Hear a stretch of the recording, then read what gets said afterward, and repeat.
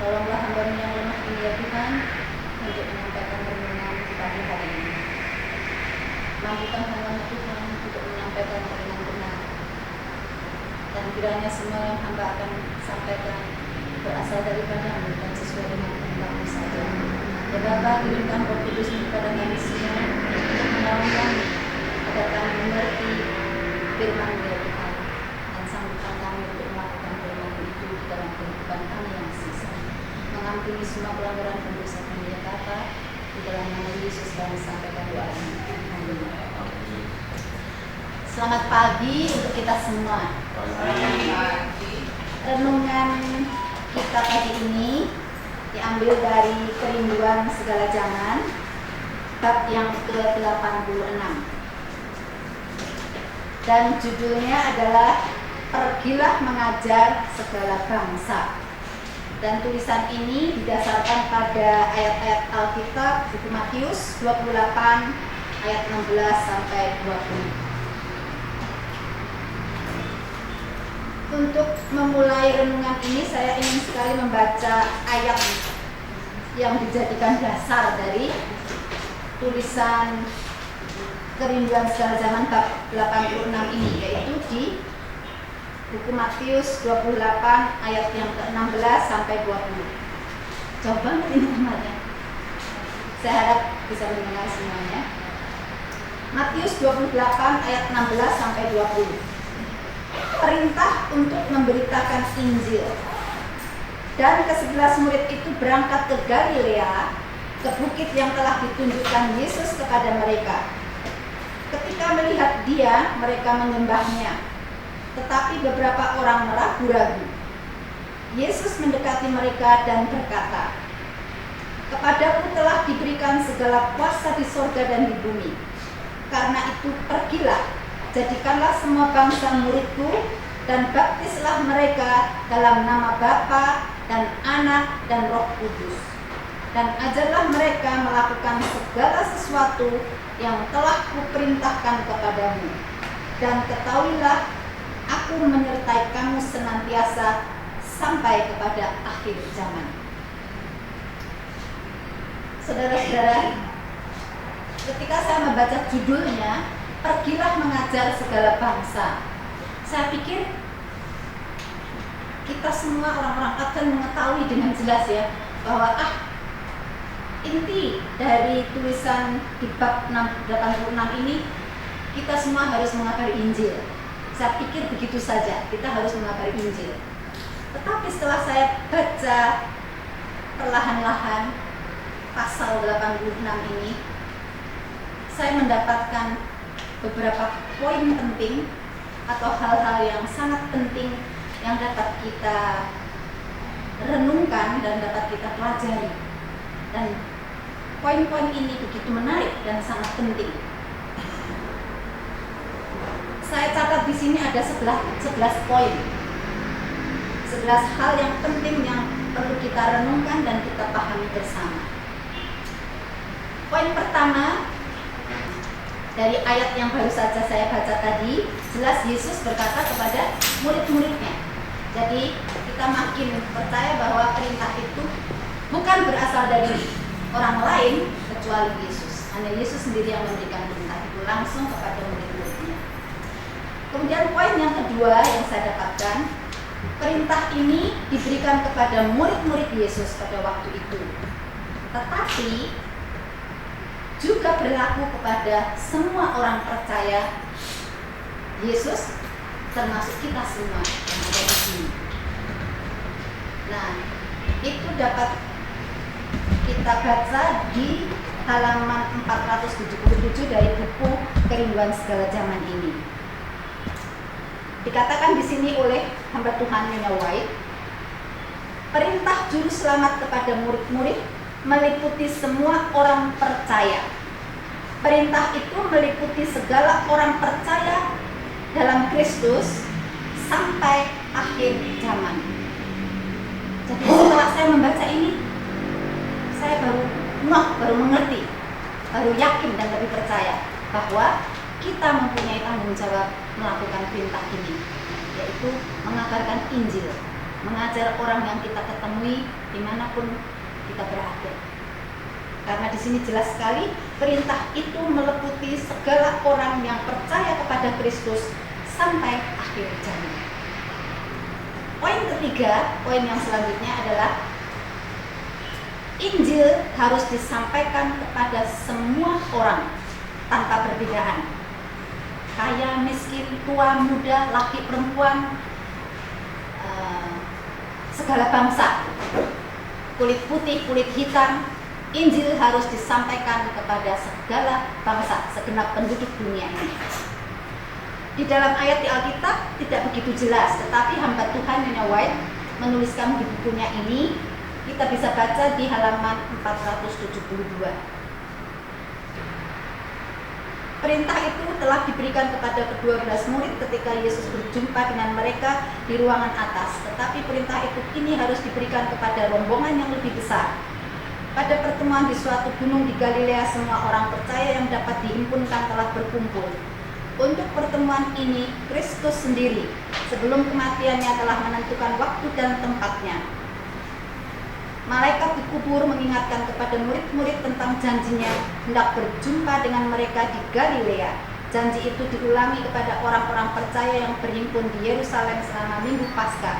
Dan dengan perantaraan mereka, hal itu disampaikan kepada orang-orang yang kesepian yang sedang meratapi kematian Tuhan. Injil itu harus disampaikan kepada semua orang, kaya miskin, bodoh pintar, tua muda, semuanya segenap penduduk dunia. Kemudian poin yang selanjutnya, poin yang keempat yang saya bisa catat, hamba Tuhan Nyonya White memberitahukan bahwa Yesus memberi kuasa kepada murid-muridnya. Ini dapat kita baca di halaman 476.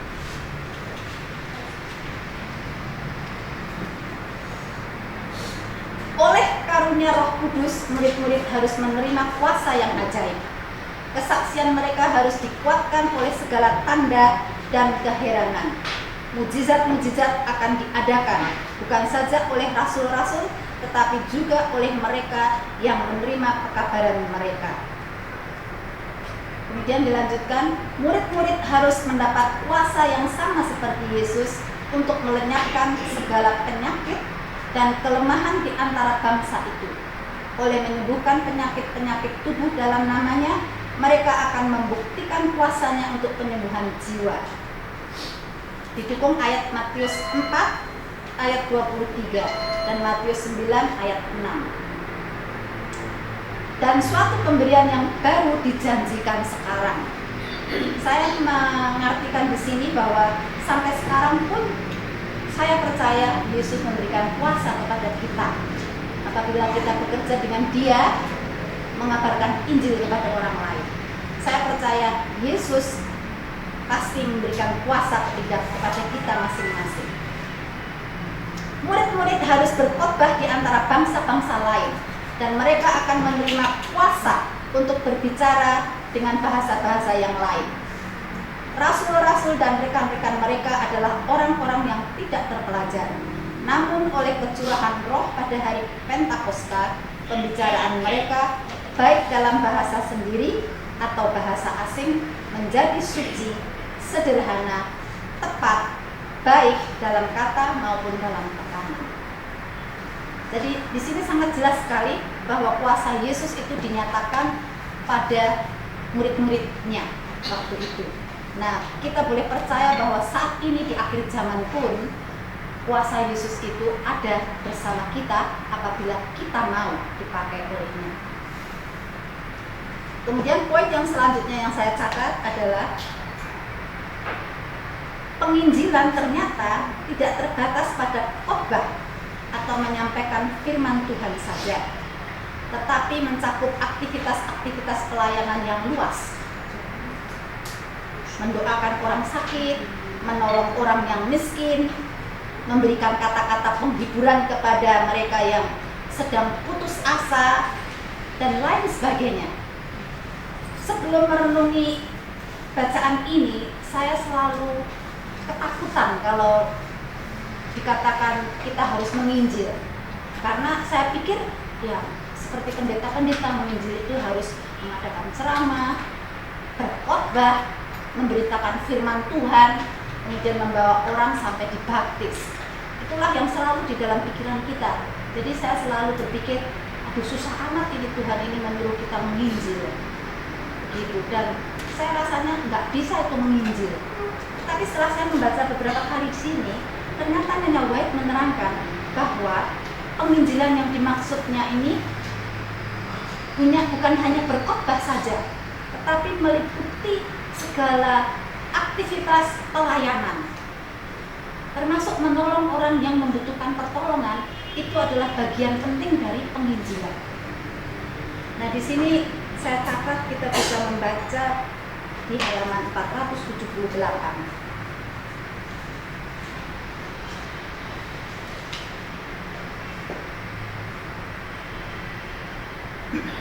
Setiap orang yang mendengar harus mengulangi undangan itu, yaitu undangan datang kepada Yesus. Di sini maksudnya, konteksnya kita termasuk orang yang sudah mengenal Yesus, maka kita harus mengulangi itu undangan datang kepada Yesus kepada orang lain yang kita ketemui.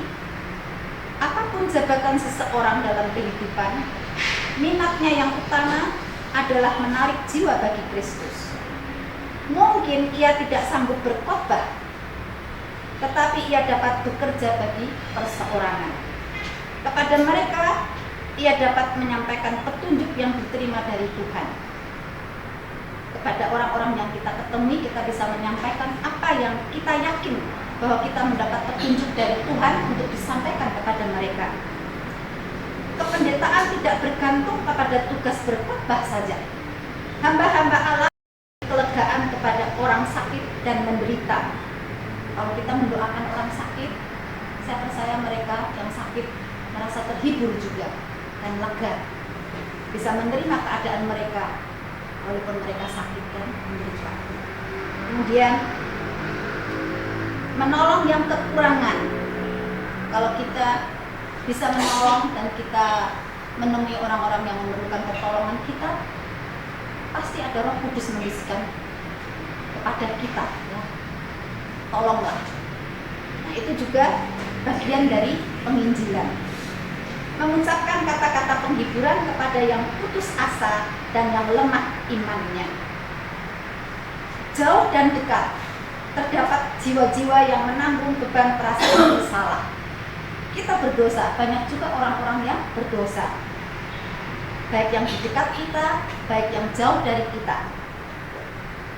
Bukannya kesukaran, kerja keras, atau kemiskinan yang merendahkan derajat manusia. Kesalahan dan perbuatan salah itulah yang merendahkan. Hal ini membawa kegelisahan dan perasaan tidak puas.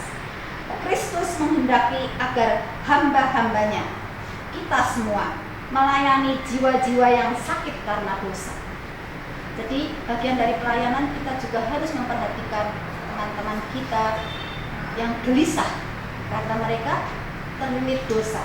Kita juga orang yang berdosa, tetapi Tuhan meminta kita, mengharapkan kita bisa menolong orang lain supaya mereka merasa yakin bahwa mereka itu bisa terlepas dari dosa, bisa diampuni dosa-dosa mereka. Ini juga saya tangkap di sini bagian dari penginjilan. Kemudian poin selanjutnya yang saya dapati, dan ini sangat menyentak hati saya sendiri, yaitu penginjilan harus dimulai di tempat kita berada. Nyonya White mengatakan di sini, di rumah tangga kita, tetangga kita, tempat tinggal kita, mungkin juga di tempat lingkungan kita bekerja. Saya akan bacakan kutipannya di sini, halaman 478. Murid-murid harus memulai pekerjaan mereka di tempat mereka berada.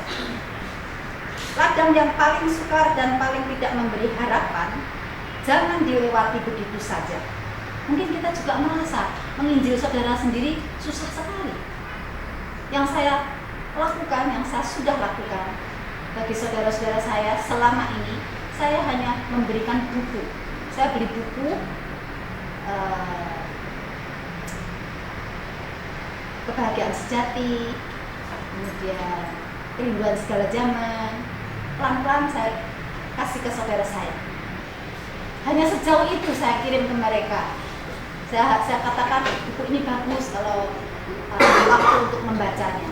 Kemudian yang terakhir saya berikan 27 doktrin. Dari keluarga saya sampai saat ini hanya saya yang Katolik. Yang lain Kristen tapi bukan Katolik. Jadi saya sendiri baru itu yang saya bisa lakukan sampai saat ini. Saya belum punya keberanian duduk kemudian berdiskusi menunjukkan ayat-ayat Alkitab, belum sampai ke situ. Nah, padahal di sini dikatakan ladang yang sukar jangan dilewati. Demikianlah setiap orang dari pekerja-pekerja Kristus harus mulai di tempatnya sendiri. Nah, saya terjemahkan di sini di tempatnya sendiri, di mana saja kita berada, tetangga kita, tempat kita bekerja, teman-teman yang dengan bersama-sama kita pergi mungkin berwisata, mungkin berrekreasi, itu teman-teman yang kita harus kita sampaikan berita ini. Dalam keluarga kita sendiri mungkin ada jiwa-jiwa yang lapar, merindukan roti hidup. Mungkin ada anak-anak yang harus dilatih bagi Kristus. Ada orang kafir di pintu rumah kita sendiri. Biarlah kita melakukan dengan setia pekerjaan yang paling dekat. Kemudian setelah kita berhasil atau sambil masih proses, kemudian biarlah usaha kita diperluas sejauh Allah memimpin kita. Saya pikir bagus sekali kalimat ini, dan saya renungkan lagi, jelas sekali, dan saya tertempelak karena saya merasa belum berusaha dengan sungguh-sungguh. Dan saya minta tolong Tuhan, kuatkan saya dan kerjakan saya. Saya akan coba semaksimal saya untuk mulai dari di tempat saya. Kemudian poin selanjutnya, poin yang ketujuh. Ternyata setelah saya baca pelan-pelan, saya dapati ada hubungan yang erat. Juga di bagian penginjilan ini ada hubungan yang erat antara penyakit jasmani dengan pelanggaran hukum Allah.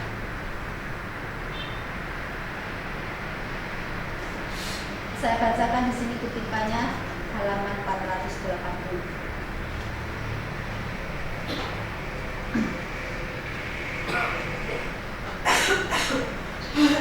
Kepada kebanyakan orang yang dirundung malang yang mendapat kesembuhan, Kristus berkata, "Jangan berbuat dosa lagi, supaya padamu jangan terjadi yang lebih buruk."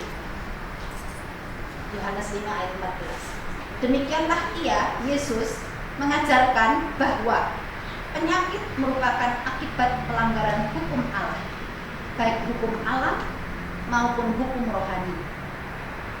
Kesengsaraan yang besar di dunia tidak akan ada sekiranya manusia hidup sesuai dengan rencana Allah. Kristus telah menjadi petunjuk jalan dan guru Israel pada zaman purba, dan ia mengajarkan kepada mereka bahwa kesehatan adalah pahala penurutan hukum Allah. Tabib besar yang menyembuhkan orang sakit di Palestina telah berbicara kepada umatnya dari tiang awan, mengatakan kepada mereka apa yang harus mereka lakukan dan apa yang akan dilakukan Allah bagi mereka. Jika kamu sungguh-sungguh, firman Allah, jika kamu sungguh-sungguh mendengarkan suara Tuhan Allahmu dan melakukan apa yang benar di mata Tuhan dan memasang telingamu kepada perintah-perintahnya dan tetap mengikuti segala ketetapannya, maka aku tidak akan menimpakan kepadamu penyakit manapun yang telah kutimpakan kepada orang Mesir, sebab aku Tuhanlah yang menyembuhkan engkau. Keluaran 15 ayat 26. Jadi dengan jelas diberitahukan kepada kita bahwa ini juga bagian dari penginjilan. Kita harus menyampaikan kepada orang lain bahwa ada hubungan erat antara penyakit jasmani ini dengan pelanggaran hukum Allah. Memang kita semua sudah tahu bahwa kalau kita melanggar hukum kesehatan, akibatnya jasmani kita sakit. Tetapi mungkin masih banyak orang yang belum memahami, dan itu harus kita beritakan kepada mereka. Dan bagian dari penginjilan sehubungan dengan ini tadi, pelanggaran hukum Allah menyebabkan penyakit jasmani. Jauh lebih dari itu, juga Yesus menginginkan orang-orang disembuhkan dari penyakit rohani, yaitu mendapatkan pengampunan dosa dan bisa diselamatkan untuk masuk ke kerajaan surga. Kemudian poin selanjutnya yang saya dapat ambil di sini adalah Injil harus disampaikan bukan sebagai teori saja, tetapi sebagai tenaga hidup untuk mengubahkan kehidupan. Hamba Tuhan Nino White menulis di dalam halaman 483. Boleh saya bacakan sebentar? Injil harus disampaikan bukannya sebagai suatu teori yang tidak ada kehidupan di dalamnya, melainkan sebagai tenaga hidup untuk mengubahkan kehidupan. Allah menghendaki agar para penerima anugerahnya, kita semua yang sudah mengenal Yesus, menjadi saksi-saksi bagi kuasanya. Mereka yang tingkah lakunya paling menjijikkan baginya diterimanya dengan bebas bila mereka bertobat. Diberikannya kepada mereka roh ilahinya, ditempatkannya mereka dalam kedudukan yang penuh tanggung jawab, dan diutusnya mereka ke dalam perkemahan orang-orang yang tidak setia untuk memasukkan kemurahannya yang tidak teringat. Jadi artinya kita yang sudah diterima Yesus, kita yang sudah menerima anugerah Yesus, dulu kita adalah hamba dosa, tetapi kita mengenal Yesus, kita diampuni, dan kita diberi kekuatan untuk mempertahankan keadaan kita bersama Yesus itu. Tetapi kita mempunyai tugas yang penting dari Allah, bahwa kita juga harus membawa orang-orang yang dulu, yang seperti kita dulu, yang hamba dosa. Kita harus menjangkau mereka, membawa mereka, walaupun kita sendiri masing-masing juga masih berjuang di dalam mempertahankan anugerah yang kita dapat dari Yesus.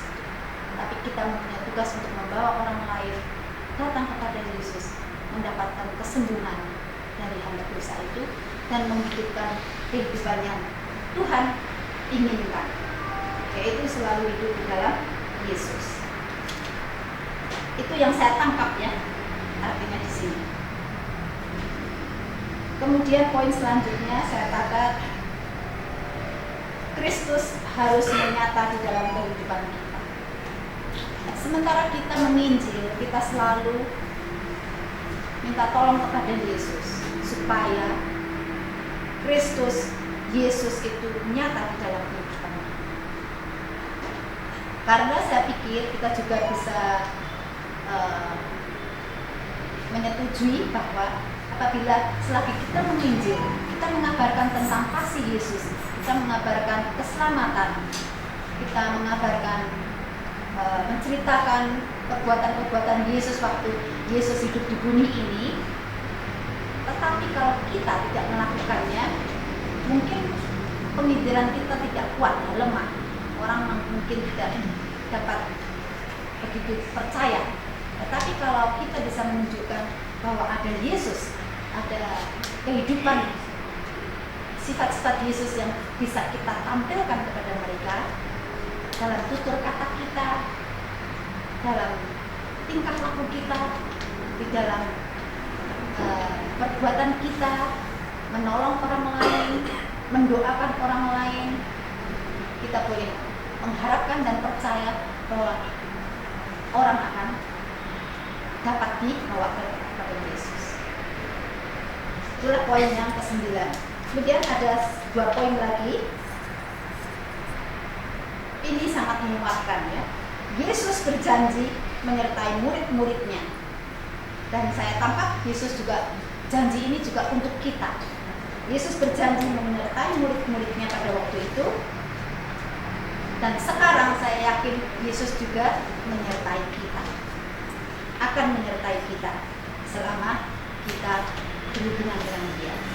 Nah, saya akan baca di halaman 477. Demikianlah Kristus memberikan perintah kepada murid-muridnya. Ia mengadakan persediaan penuh untuk meneruskan pekerjaan itu, dan ia sendiri bertanggung jawab atas kemajuannya. Bayangkan, Yesus bertanggung jawab atas kemajuan penginjilan murid-muridnya. Selama mereka menurut sabdanya dan bekerja bersama-sama dengan Dia, mereka tidak dapat gagal. Pergilah kepada segala bangsa, Ia menyuruh mereka. Pergilah ke bagian yang paling jauh dari bulatan bumi yang berpenghuni. Tetapi ketahuilah bahwa Aku pun akan hadir di sana. Bekerjalah dalam iman dan keyakinan, karena Aku sekali-kali tidak pernah akan meninggalkan kamu. Jadi waktu saya membaca ini, saya dikuatkan. Kemudian saya merasa dalam hati saya, pikiran saya, Yesus tidak akan meninggalkan saya. Walaupun saya belum bisa berbuat banyak, tapi saya bertekad untuk menginjil. Kemudian poin yang selanjutnya, yang terakhir, ini perenungan bagi saya khususnya. Setelah membaca buku ini selesai pasal 86, saya bertanya pada diri saya sendiri, sudah sejauh mana, sudah seberapa banyak yang saya lakukan untuk Tuhan? Seberapa jauh saya terlibat di dalam proyek atau program penginjilan ini, secara pribadi ataupun kolektif di jemaat? Saya belum melakukan apa-apa Tuhan. Kalau bapak-bapak pendeta di sini pasti sudah banyak memenangkan jiwa, karena sudah berkali-kali mengadakan ceramah, kemudian membaptiskan. Tapi ini untuk saya, perenungan untuk saya pribadi, masih kecil sekali bagian saya selama ini. Sebagai guru di AECS, yang saya sudah lakukan hanya mendoakan murid-murid di kelas, mendoakan orang tua mereka. Kemudian melalui pelajaran-pelajaran saya sisipkan mengenai hari Sabat, mengenai makanan-makanan sehat. Hanya sebatas itu. Kemudian mulai September lalu, tahun lalu, saya mulai membentuk English Club dengan tujuan juga supaya bisa menarik orang-orang mengetahui kebenaran kepercayaan kita. Tapi sejauh ini juga belum bisa dikatakan berhasil, masih on off. Jadi saya perlu doa dari saudara-saudara semua di sini supaya English Club kami, AECS English Club, bisa terus eksis, bisa memenangkan jiwa-jiwa. Kemudian kami juga membentuk English Care Group, tolong didoakan. Masih on off, kami belum bisa berhasil membawa orang-orang tertentu rutin untuk selalu hadir, belum bisa sampai sekarang. On off, kalau hujan ya mereka nggak datang, mereka sibuk, mereka nggak datang. Jadi saya masih harus berdoa banyak, minta tolong kepada Tuhan supaya Tuhan memberikan bisikan cara apa saja yang bisa kami lakukan. Nah, demikianlah akhir dari renungan yang saya bisa sampaikan.